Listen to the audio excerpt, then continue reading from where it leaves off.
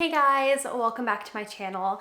Today we're having more of a serious sit-down chat about how I really feel about baby number 2. I want to start this off by saying that I love being a mom. I'm very grateful to be a mom. I am incredibly blessed to have Rowan. I love him so much. And I always thought that I would have multiple kids. I always wanted 3 kids. And now, a year plus into motherhood, I'm not so sure. You know, whenever I do any kind of a Q&A or even when I'm just talking with friends and family, the most common question that I get is, when are you having baby number 2? And I totally get it. It's exciting. Babies are exciting. Pregnancy is exciting. But my honest answer is, I don't know when we're gonna have baby number 2. I don't even know if we're gonna have baby number 2. And that's what I wanna talk about today. If any of you guys are also first-time moms who are struggling with this issue, I'm making this video to let you know that you are not alone and that this is normal, and it doesn't mean that you're ungrateful or that you don't like being a mom. Motherhood is a lot of work, and it's this big thing. You know, you have an idea of what it's going to be like your whole life, especially as a woman, and sometimes when you are actually in it, it's a lot different than you thought it would be, and that might make you readjust your plans. I definitely never planned on being one and done. I don't know that I will be. At this point in time, today, I'm thinking I will probably have another kid, but yesterday I thought I wouldn't.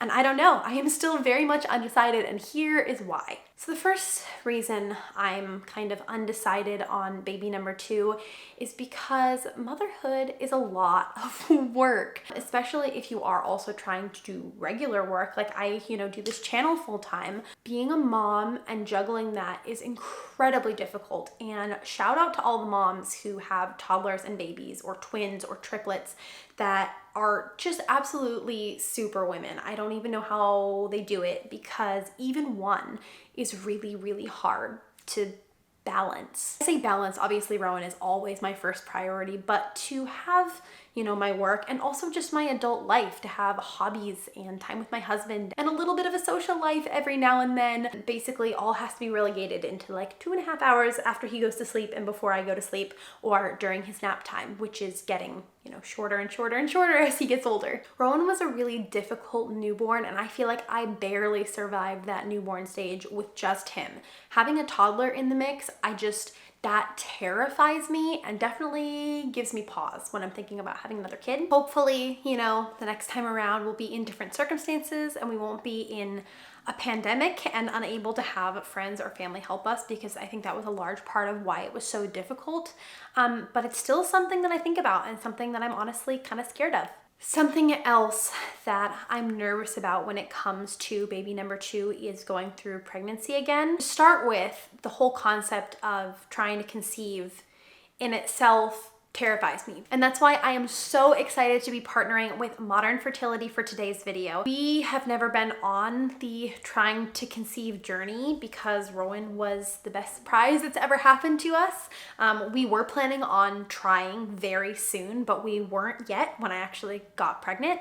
And so the idea that I might struggle with fertility is terrifying. I have a lot of family members and friends who have struggled with that, and I obviously got pregnant once, so I'm hoping that that's a good sign, but there's still that nagging thought in the back of my head of like, what if it was just a fluke? What if it was 1 in a million and I just happened to get pregnant and it's gonna be really hard this next time around, or I'm going to experience secondary infertility? If you haven't heard of Modern Fertility before, they are a proactive fertility test you can take at home. It's so convenient. I actually filmed when I took the test, so I'll insert that footage here. Okay, I am about to take this Modern Fertility test. Open it up here.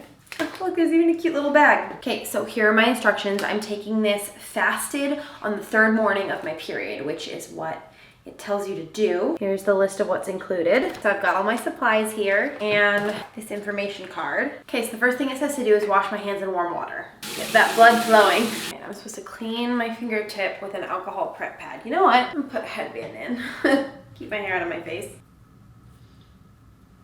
Okay, this is the part I'm most nervous for. I gotta prick myself.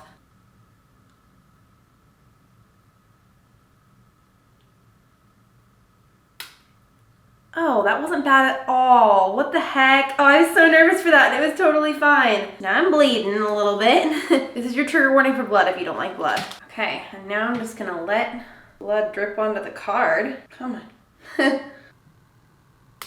did a second finger just to help me get more. That was a good one. Okay, so the pointer finger is working way better for me.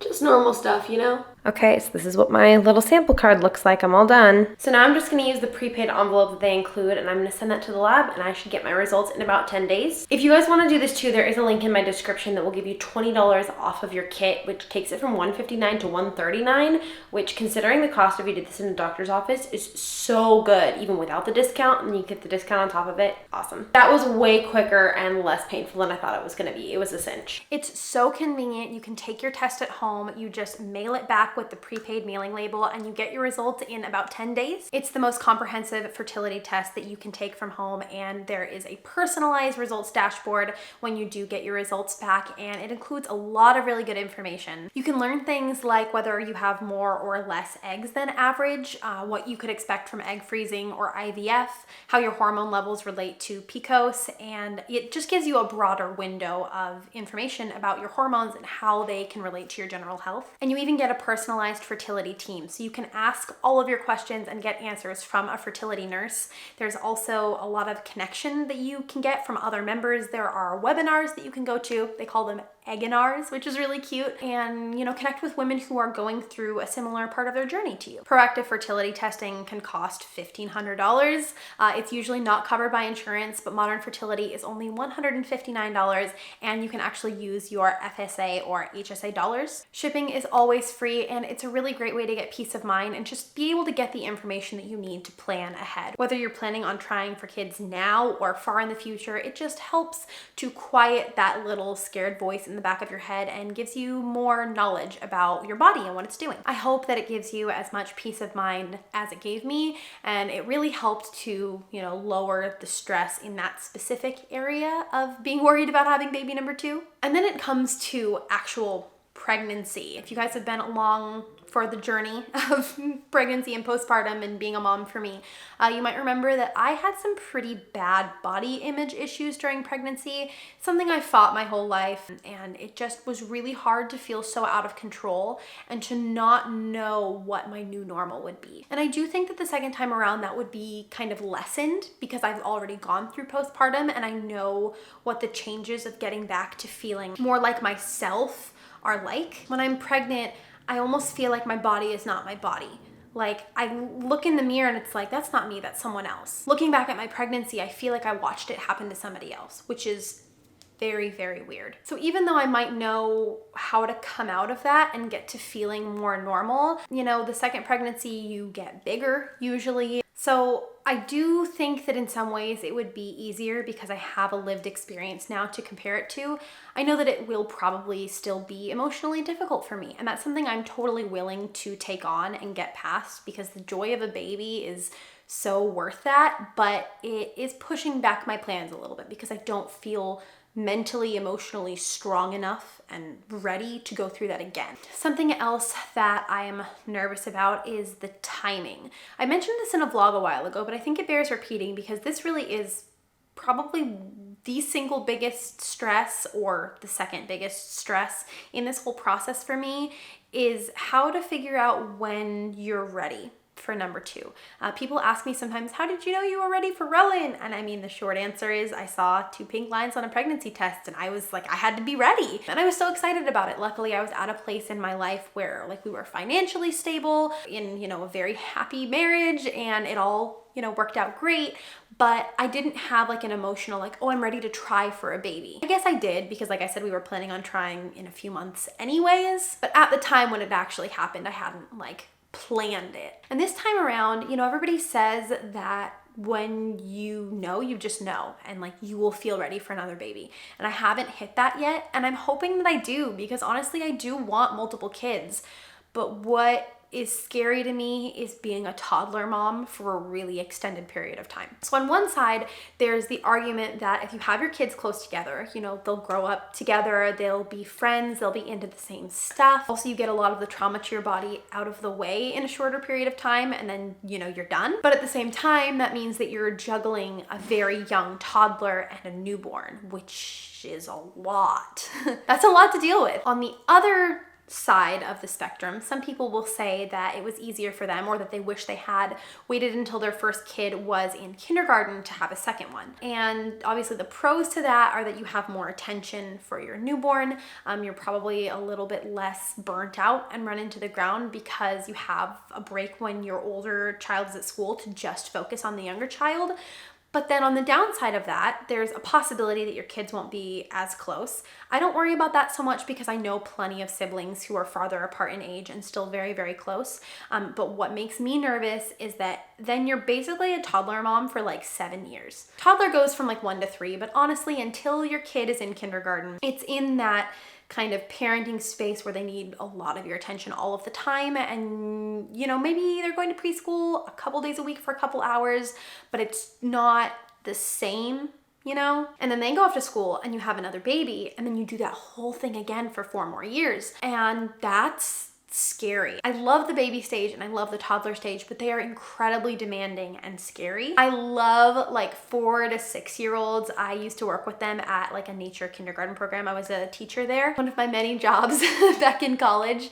And I love that age. So to just get to that super fun part and then have all of your energy be going into something else, it's just very daunting for me. And the last thing I really worry about is just losing myself and losing what makes me me. And this might sound selfish. Please be nice in the comments. I'm not saying that this is gonna make me not have another child. I know a lot of people tend to be touchy about this subject, but I think it needs to at least be talked about and addressed, because if we all bury it and pretend it's not happening, that doesn't help anybody. And that's just the fact that your free time as a mom is so limited, and you don't have a lot of time to do the things that bring you joy and to make you feel like you.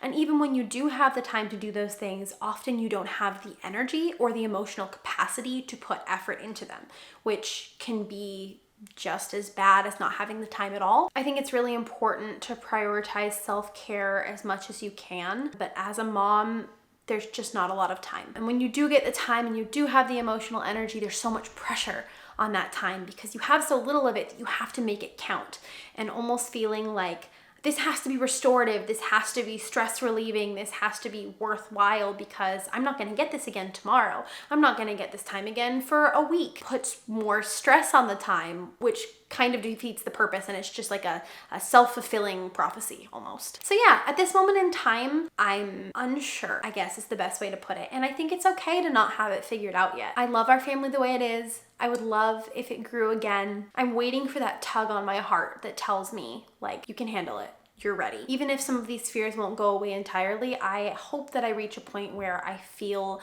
like I know for sure what the right decision is. Being a new mom is very difficult. And I think, you know, the second you have a baby, people are asking you already about number 2.